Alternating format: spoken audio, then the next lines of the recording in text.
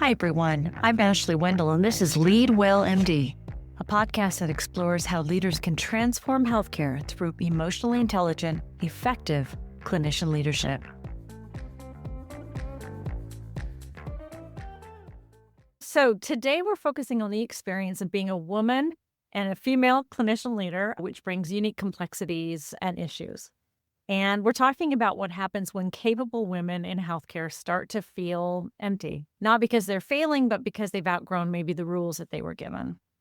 And my guest today has been living this, I think, from the inside. Dr. Erica Kreismann is an emergency medicine physician turned executive coach who now works with women in healthcare who are navigating these issues, burnout, identity shifts, and that pull towards more of an authentic, sustainable leadership style. So, Erica, I'm really happy you're here. Thank you for being here.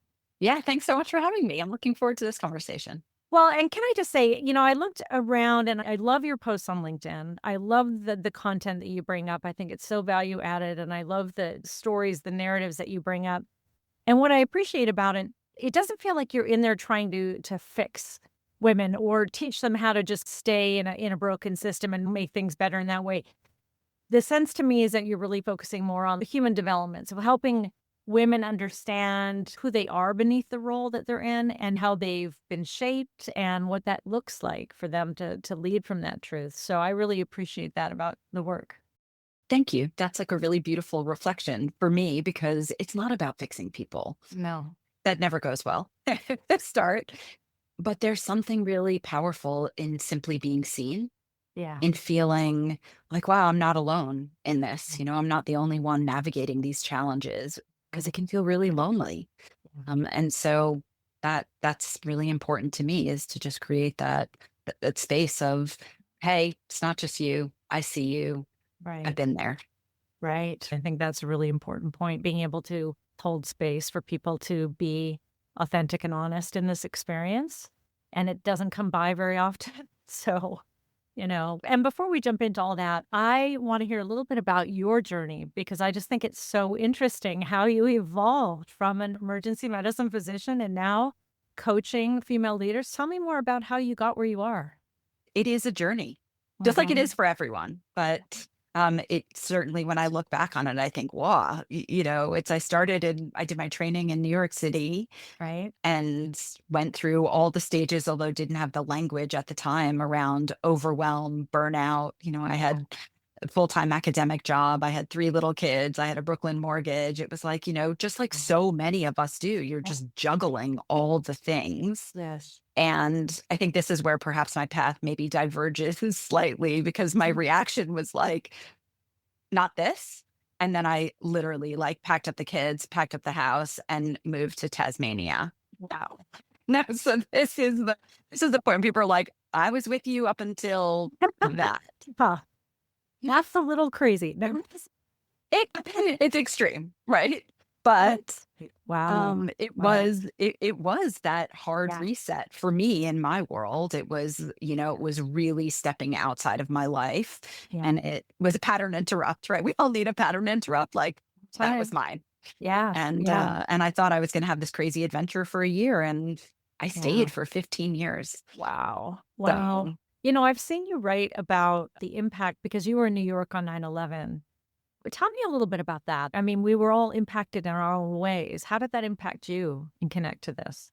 yeah, I was an intern, right? So I had literally been a doctor for like 8 weeks. Wow. You don't know anything, Yeah. you're even in, like, the best of times, I think you're overwhelmed by Yeah. just the everyday, and then 9/11 happens, Yeah. and it did a few things, it was overwhelming, it was eye-opening in terms of humanity, right? Mhm. It was not specific to emergency medicine. I think for a lot of us, it was confronting. Yeah. But being in New York City, being downtown at the time, you see not only the worst, but it also in some ways brought out the best Yeah. of people.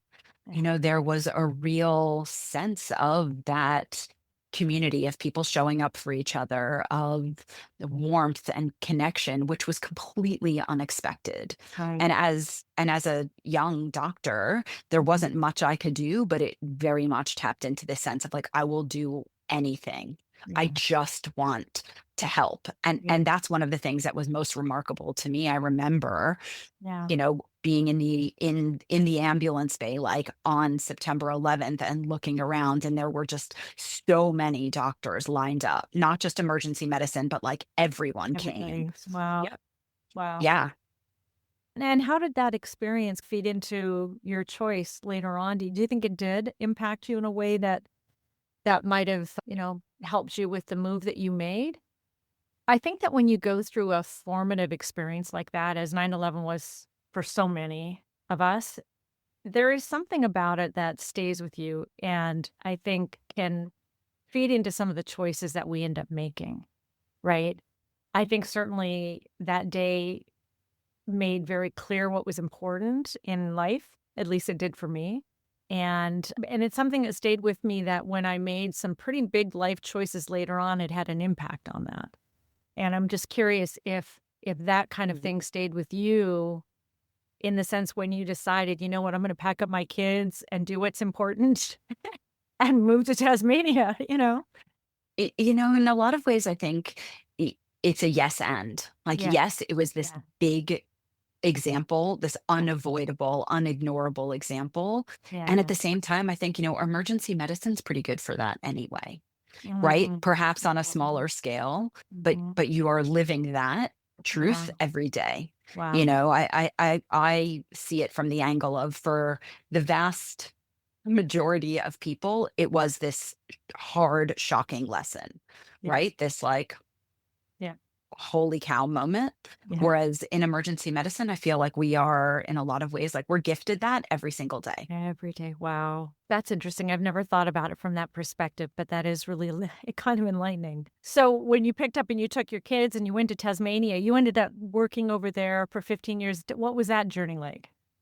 So I went over and I started in the emergency department, which was, people get sick the Yeah. same way everywhere, Yeah. with some foundational differences, because I hadn't really, like, training, and at Bellevue in New York City, I wasn't really seeing a lot of, like, agricultural injuries. There Yeah. were no, like, I wasn't seeing a lot of spider bites and snake bites Right. and, like, that kind of stuff. So there was that new angle, but otherwise, and it was a reset in terms of priorities.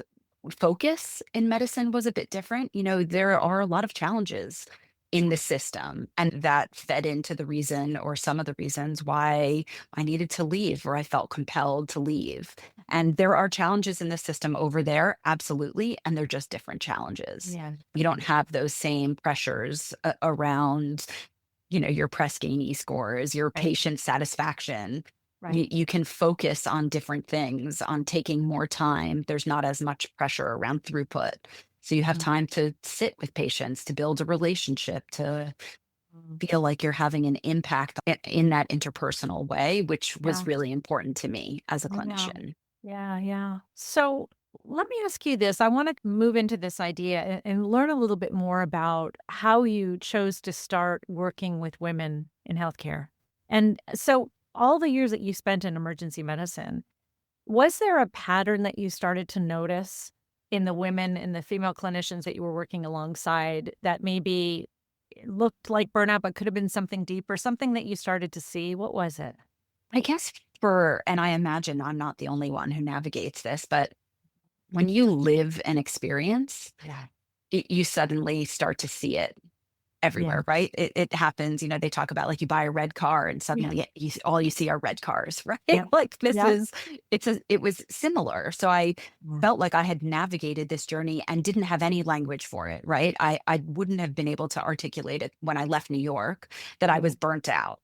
Yeah. The words that I used were, I was overwhelmed, I felt hollow, I was lonely, I was sad, I was unfulfilled. Like, there was a lot of language around it, but Mm. burnout wouldn't have, I wouldn't have labeled it as burnout. Right. Right.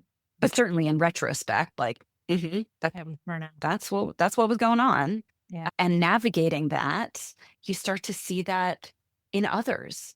So perhaps it comes from a seed of burnout, but we Yeah. layer on so many stories, right? It feels like a personal failure. You Right. blame yourself for Right. why aren't I measuring up? There is a lot of shame in that. Yeah. I've worked so hard to get here. Why aren't I happy? Why can't I do this better? Right. And especially when we're not having the conversations, which Yeah. is a big part of the reason that I want to create these spaces, that I want to normalize the conversation, that I'm willing to share my story because now I understand it's not just me. Right. I'm not the only one, It is something that so many and probably it's not just women, but it's something that so many of us in healthcare Right. and beyond are navigating. Right. You know, Mhm. it, it Yeah. it's really it's important. So yes, maybe it starts as burnout. It Right. probably does, and it runs so much deeper. Yeah. Yeah. And it's not just about, needing to be more resilient, right? I mean, I think that's a tough one because that word has been thrown around so much in the last years. And I think people tend to take that very personally, appropriately so, that somehow I'm doing something wrong if I'm not a resilient person. And not recognizing that the system, the structures, there's so many things that contribute to, a lack of resilience. I work with a lot of male clinicians and I work with female clinicians both, but women in particular who are, obviously high performing because of where they are. They're very respected people. They're good at what they do. Why do you think that they're so often the ones that are really running on empty?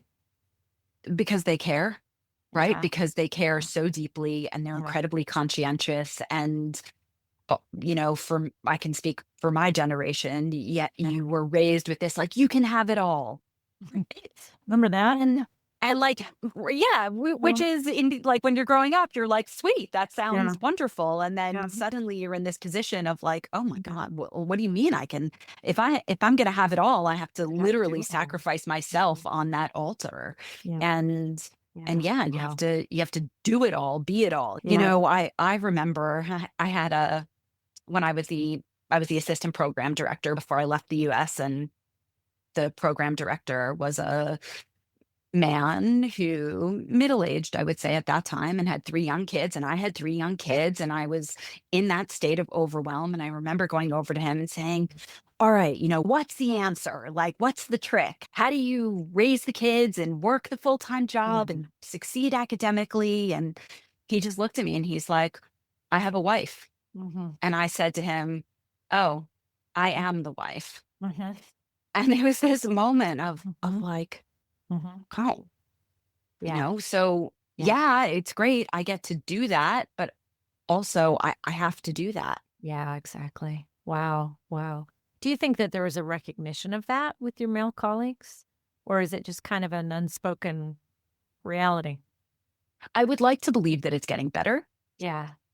in the spirit of optimism. Yeah. Yeah. Because we are normalizing these conversations. We Yeah. are now starting to talk about emotional labor, about the Yeah. tolls associated. Those are Yeah. not really conversations that we were Yeah. having 20 years ago. No, And right. it's important. It's really important. And a lot of our male colleagues are carrying that Mhm. weight differently Mhm. now. And so understand it viscerally in a way that, again, 20 years ago they weren't. And I've been incredibly fortunate that I've had a partner who was willing to share and help and pitch in and do all of those things. But that's not the norm. Right, right.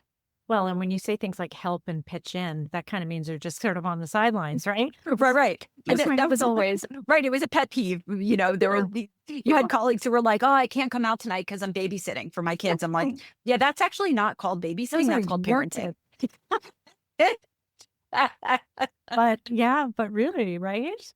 Yeah, so it's not just put on us, we put it on ourselves in a way, our own expectation, right? Yes. Yeah. And Yeah. which is like a perfect opportunity to Yeah. really talk about self-compassion. Yeah. And that has been something that it's taken me a very long time to learn, Yeah. and I am still learning, but it is also part of the conversation that we're now starting to have and that we're normalizing, and it's vital. Yeah. Yeah. No, absolutely. I love what you're saying about normalizing that. That is such an important thing. And I hope there are more of you out there that are doing this because it's so, so important, seriously. And I think that the question is then how do you start to embed those conversations and that awareness into the systems and structures and organizations where women are, where clinicians are working to build that sensibility, right? That's I think the next great challenge. It's so important to yes, to have the conversation and to acknowledge, as you were saying, even around that word resilience, like the Yeah. solution, does it live with us as women? Yes. Does it live with our Yeah. male colleagues? Yes. Does it live with fixing the system? Yes. Yeah. Like, yes, very Yeah. much yes. Yeah. Yeah. I think that's been an important shift that I've seen research on lately in the last, 2, 3 years about people starting to recognize that it's a two-part process. It's not someone going to a wellness seminar and meditating and taking jogs and runs. It's that. It's also the systems and structures and changes that have to be put in place by organizations and to create space for things that are not going to be creating moral injury and burnout on their people. Yeah, absolutely. And I Yeah. like to believe that it's being recognized more, Yeah. right? That organizations are Yeah. now really starting to appreciate Yeah. that people are not Yeah. they're not dispensable Yeah. and or disposable. There is Yes. a cost associated not only with the humanity, but there is a cost for the organization. Oh gosh. Yeah. People, it's Yeah. expensive. And Yes. so investing in their humans up front, I Right. very much believe that if you can look after your clinicians, Yeah. if you can take care of them, if you can nurture and nourish, if you can support them Yeah. in their growth and who put systems and processes in place, Yeah. it will save you money in the long run and Yeah. your patients will get better care. Yeah, absolutely. I'm with you 100%. Absolutely. And there is a lot of data to support that. So let me ask you something about your decision when you decided to leave clinical medicine, which was about how long ago now? When did you make that decision? So I've spent the last 3 years as the executive medical director. This is in the pre-hospital space, Okay. which I still wouldn't have said that I was non-clinical. Okay. I kind of felt like I had one foot, I had the option, Okay. so it was a gentle transition Okay. away from clinical medicine. I wasn't as much patient facing, but that's been a Okay. hard transition. Yeah. Tell me It's about that because a lot of people experience a difficult transition with that. Yeah. it's such a part of our identity, right? It is when you go through medical school and you spend all this time and these years training, and when you envision what it's going to look like down the track when you first start, you're not Yeah. imagining yourself sitting in an office or like attending No. meetings all day. Like that's not Yeah. that certainly if you ask me to define success, like that's not what it was going to look like. Mhm. And that was all part of the journey, right? Knowing that I wanted to make a difference, that I wanted to have an impact. It Yeah. started one on one. And then I Mhm. thought, oh, something's got to change here. So I became the director of a department. And then I thought, Okay. oh, there are still roadblocks. There are still obstacles. So you become the executive director. And then you think, oh, but there's always other layers of bureaucracy and politics. And Yep. and when I finally was able to wrap my head around, I can still contribute, right? It's that contribution piece that Yes. matters so much to me. Right. And even though when I started, I thought that was going to happen at the bedside, and it did, it was very satisfying and I loved it. Yeah. Just because my focus is changing doesn't mean that I'm letting go or Right. abandoning my desperate need for contribution. Right. I'm just reframing it. It's just gonna look different.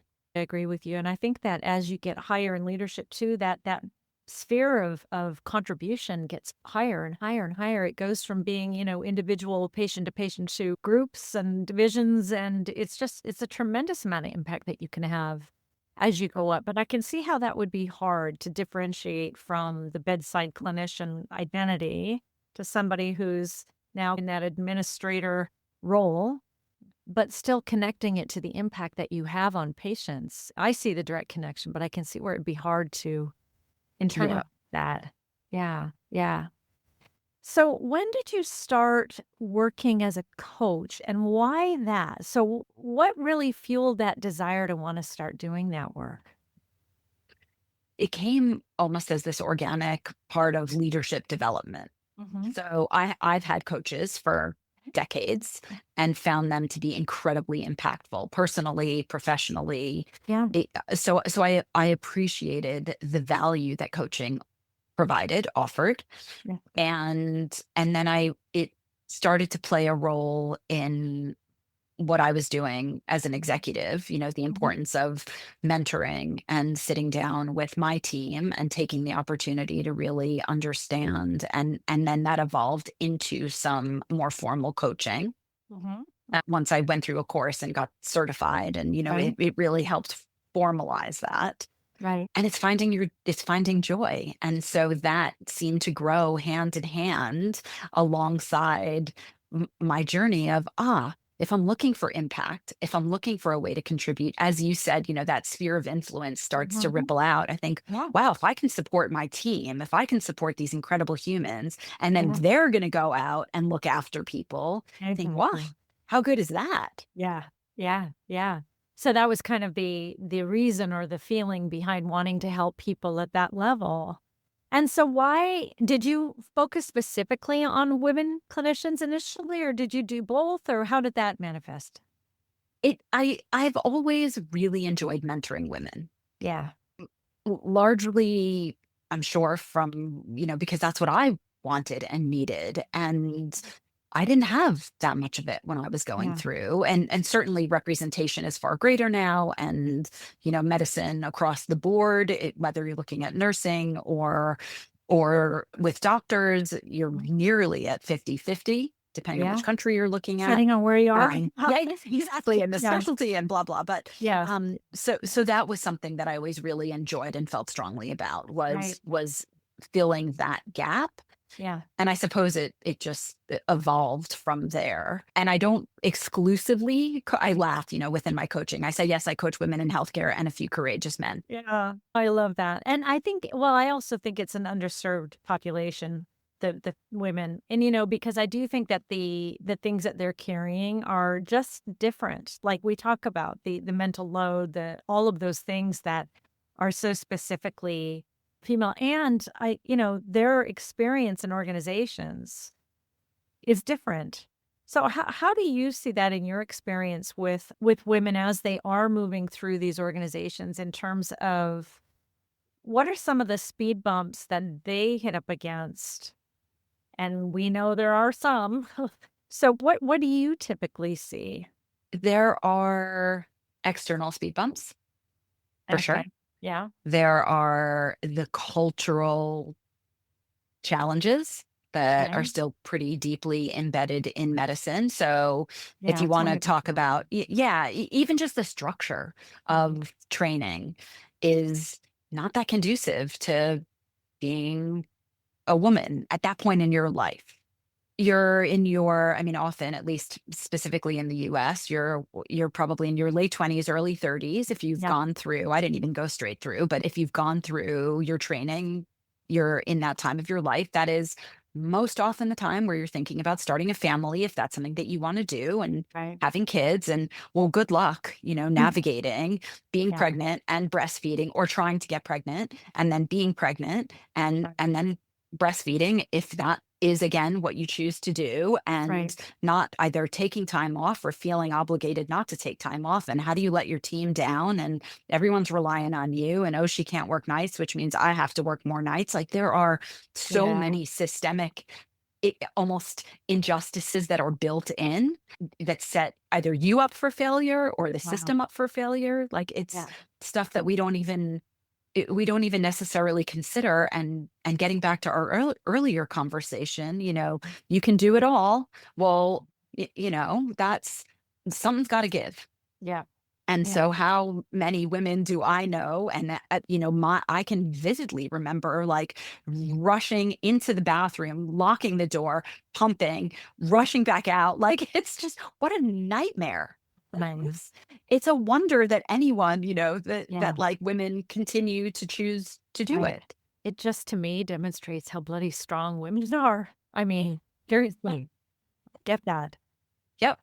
it's amazing, but instead of celebrating it, it Yeah. seems to be a point of Yeah. frustration and Right. shame and Right. and the internalized message is failure and I can't do Right. this and I can't do that. And Right. I talk about that. I think I Yeah. said I remember vividly before we left the US that there was this feeling of it was like this constant feeling of guilt. I felt Yeah. guilty when I was at home for not being at work. I felt guilty when I was at work for not being at home. Like there was Yeah. just you are never going to win that game. Yeah. Yeah.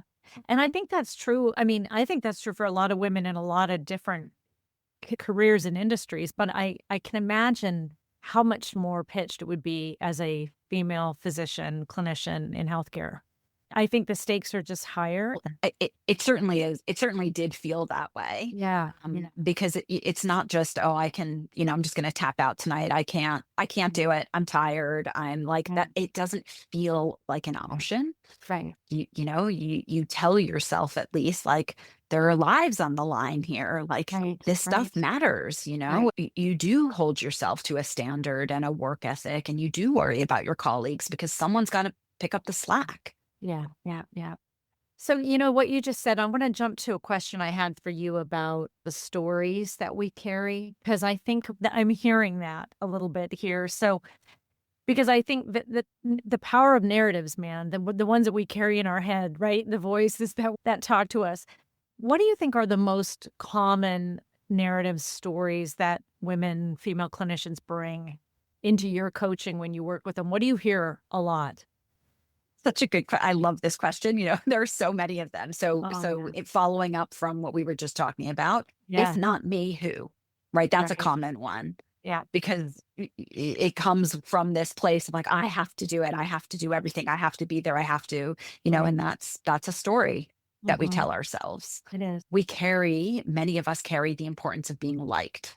Yeah. So that's one that we carry from the time that we're really little, and, I very much grew up in this with this messaging of, like, Yeah. be Yeah. nice, you have to be nice," Mhm. and it's pretty hard to have boundaries and priorities when when that's in tension with this story of both Yeah. be nice and And if not right, me, who? Yeah, and right, that's if a not yes, responsibility. yeah. Yeah, yeah. What else? Some other common stories of oh, you look around and you think, "Oh, everybody else is doing this. What's wrong with me? Mm, Why can't I manage?" mhm. And I think that's probably getting worse in the day of social media and everybody posts their highlight reel and, Yeah, none of and the you look bad around and you think, "No." And, oh, not only is she a surgeon with, Yeah, 4 children, but how does she look so good doing yeah. it? Like, where are the Yeah. bags under her eyes? Like, Oh my gosh. it's just there's there's so much constant input and expectation, and some of it is external and some of it we carry with us and we put it on ourselves and Yeah. none of it is easy. Yeah, no, none of it is easy. Wow. And another follow-up question I had for you kind of around the stories is how do you when you're working with someone directly, where you're coaching them, how do you help them see that maybe a story that they're carrying it once protected them, but now it's holding them back? It's not serving them anymore. How do you help them see that? It's such an important I really love the way that you frame that question as it does come from a good place. Mhm.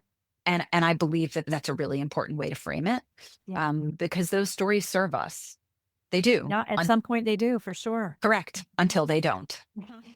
And approaching that through a lens of curiosity, Mhm. really exploring, like with genuine curiosity, like, oh, where did that story come from? Right. And and from that space, being able to extend either self-compassion or some grace, Right. and then being intentional about is this a story that I choose to carry moving forwards, or am I ready to set it down? Right. Right. Right. How difficult of a process is that for your coachees? That is not an easy process, I don't think for any of us. No. Like, No. but that awareness and recognition is powerful Yeah. because most of us don't even get that far. Right. We Yeah. carry those stories and we don't even realize they're stories. It's just Right. part, Yeah. we think that it's part of who we are. Yeah. And once you can appreciate, like, it's a choice, right? And Right. I don't have to carry this anymore. Yeah. That's exactly right. Yeah. That's right. Yeah. Yeah. How well, freeing that could be, Yeah. and I'm sure it always sneaks back in here and there, right? It does because those Sure. stories, they're with us probably our whole lives. So it's a process to set them aside. And I think you have to set them aside over and over again until Agreed. part of Yeah. that habit. Yeah. But I tell my clients and myself, that's it, that's an opportunity, right? Right. That is the universe just gifting you the opportunity over and over again to like learn that Right. lesson. And you're Right. just going to continue to learn that lesson and you're going to continue to be intentional about the choices you make. And Right. there's something beautiful in that as well. How do you work with women to find their voice in the situation that they're in? To either, I don't know, reset boundaries or speak up more, or how do you help them with that? Slowly, and Yeah. it comes from that place of it all sits in that place of self-compassion and really and curiosity, because as we start to unpick our stories and choose different ones for ourselves, Yeah. we appreciate it's a choice. We Yeah. can sometimes you try something on and you think, oh, that one, like not that one doesn't really fit me. I don't like Mhm. that one. Uh-huh. And you think, okay, so just try a different one, Yeah. and being able to do that while also extending grace, while also being aware, holding yourself gently, knowing we're not going to get it right all the time. And that's okay Right. because you're human and well, welcome to it, you know? Yes. Yes. One of the things I always say in my teaching rooms when we're working on skill development with clinicians, I always tell them it's progress, not perfection. Progress, not perfection, right? Correct. So- And that's oh, such a yeah. good one to remember. And Yes. what's Uh, fascinating about that is in medicine, there often is not space for progress. There right. there is only the expectation of perfection, and that is incredibly damaging Yep. And because deep, deep. Right? yes, Yeah. yeah, and no one is perfect. No, No one. it's not. Yeah. Yeah. I think improving the comfort level with that fact is huge for people, Mhm. right? Yeah. Well, so if we take this back to women as they show up in the environment that they're working in. So if women are stifling these things, if they're not speaking out necessarily, if they're just kind of enduring the systems that are not really built for them, what do you think that healthcare really loses when women stay in that place of silence and disconnection or shrinking themselves? I mean, there's so much lost, right? Yeah. Representation, Yeah. richness of perspective, Yeah. wisdom, leadership, compassion, like all of those things that Yeah. come along with inviting different voices to the table. Right. And and that's an important thing for women to remember, and it is something that I remind my clients, because we're less inclined to advocate for ourselves, Yeah. but so much more likely to stand up for others in the room. Right. And so if you're not going to do it for yourself, you're going to do it because you Yeah. understand why it's really important for that young woman who's Right. sitting next to you, who needs to see that role model, who needs to see that representation. Well, exactly, because my next thought is what do these people's teams gain when women are actually able to do that for themselves, not just for them, but for themselves? What do the teams gain when that happens? Do you Yeah, think? it's then suddenly you're seeing it. It becomes embedded into the Yeah. team culture. It gives other people permission to then show up as their authentic Yeah. self. And Yeah. and you talk about a ripple effect. Well, there it is. Yeah, really, really. And that just has a direct impact on so many factors in team function, communication, psychological safety, which then all of those things impact direct outcomes to, efficiencies of work and patient outcomes and retention. Yeah. Mhm. People want to stay in environments where they see things being modeled that feel legitimate, authentic, gives people space. Yes. Yeah. Yeah. So if you were working with somebody who came to you, a women clinician, and she's saying to you that she feels stuck, but can't really name why. So what is one gentle place for her to start, do you think, in your mind? feel repetitive, but I'm No, gonna no. say, like, we're gonna start from that place always of curiosity, Okay. and that for me also goes hand in hand with self-compassion. You Mhm, know, for so long we look out if mhm. we want an answer. We ask people, we turn to colleagues, we ask our family, we ask friends, we Yeah. but it doesn't often start within. Right. And I believe that that is a really important transition point for a lot of women in their development and in their ability to trust themselves is being intentional about checking in. I know. What do I want? And it's a really hard question for a lot of women to even answer, right? We're so conditioned to not be, don't be selfish, don't be Yeah. worry about everyone else, Yeah. that we lose our capacity to even listen to what's in here. Yeah. So when you say curiosity, you mean self-curiosity. It's not you being curious of them, it's us being curious about ourselves, about what's really going on. Yeah. Yeah, it's all of it, right? Yeah. It's I mean, that's the beauty of curiosity, is that as you start here, you then Yeah. are able to extend it to others. It's a lack of judgment, right? Because Right. you can't be both curious and Yeah. judgmental at the Judgmental. same time. Right. Right. Right.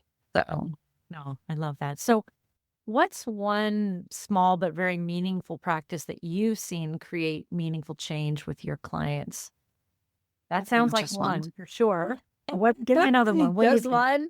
Yeah. Um, I have to lean on mindfulness. Yeah. I have to go there. Partly because it feels like it encompasses so many of the other things, Yeah. but creating a practice, a regular, consistent practice of mindfulness Okay. for me has been life-changing, Okay. and I know that it's changed and impacted all of my clients, women and men, Mhm. and it can look like a lot of different things. That's Yeah. why mindfulness is nice, because you can there's a little bit of it it's a big bucket, right? So it can Yeah. look like a gratitude practice. It can look like meditation, it can look Mhm. like journaling. It Mhm. it does prioritize being, not doing, Right. but Being. presence and being. Mhm. And it's something that we lose. I mean, I think that many of us have it when we're little, that we have a Mhm. capacity for being present. And we lose that as we get older. And it just brings us back into that space of getting reacquainted with yourself. Yeah. Yeah. How would you advise people to start a mindfulness practice? It probably depends on who and what they're drawn to, because I would say there's no right way to do it, right? Because we're Okay. so inclined to, like, I but I know. want to do it right. I have to do the Right. right thing. I have to do, That's right. That's tell right. me to journal. I'm going to journal for 4 hours a day. 3 in the morning and 1 in the Right. evening, and it's like just it start small. Okay. Start Yes. small and with something that feels good. This Yeah. gets to, like, the atomic habits. It It's does. a bit of, Yeah. for sure, right? Tie it to something, Right. something consistent, Right. and start small, Yeah. because once it's embedded and you really begin to appreciate the Mhm. value it adds, then, Yeah. then you're off and running. Yeah, I agree. I always think that starting small, being specific and starting small is the best way to change any kind of behavior. Yeah. Yeah. And I think it's true. A lot of clinicians that I work with, they want to set these really lofty goals and they're going to meet them right away. And then when they don't, they get frustrated. We said, no, no, no. Take it down. Take it down and Right. start That's right. small. Right. Right. Make it realistic for you today. And let's start with that. So I have two more questions for you, Erica. Okay. One thing I love asking people when they come and talk is, thinking back to your younger self. I love this because I'm sure that at some point you were where a lot of your clients are now, right? The feeling that, what would you want your younger self to know looking back now if you Mm. had some advice for her? Oh, I have 2 daughters. Mm. I have 2 boys and 2 girls, and it's such a great question, right? Because it's almost this gift, not only for what I wish I could have given me, but what do I want to gift them? Part of it is very much for the old me, I wish I could tell her, No one cares." Not in a not in like a demoralizing, depressing, Right. give up kind of way, but Yeah. one of the ways that I think about it is like, you're not the hero of everyone's story. Right. And there's something so liberating in that. Stop Mhm. worrying so much about what other people are going to say or think. Like, nobody cares. Yeah. Yeah. How would things have been different, right? If we could hear those words when we were younger. Yeah, Yeah. absolutely. No kidding. That's a good one.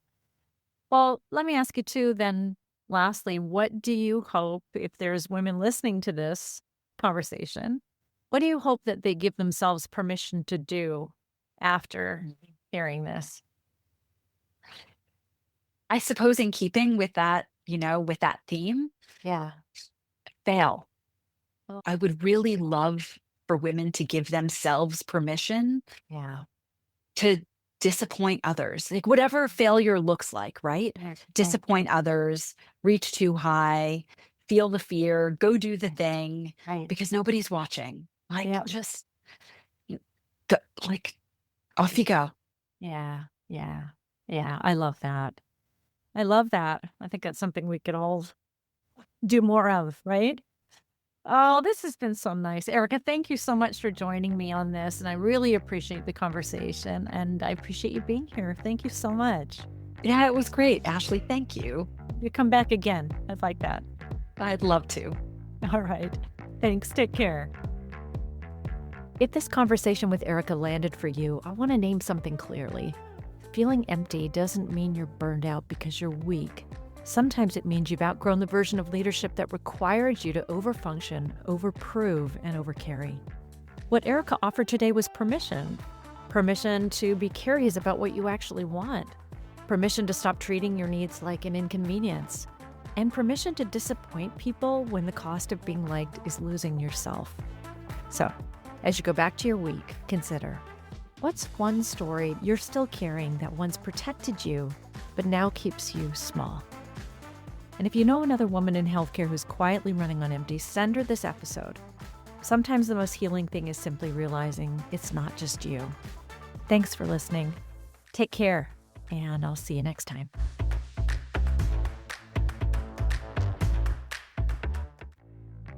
Lead Well MD is produced by Ashley Wendell and Physician Leader Group. Get new episodes as soon as they're published by following Lead Well MD on your favorite podcast app. And don't forget to share with your colleagues and spread the word.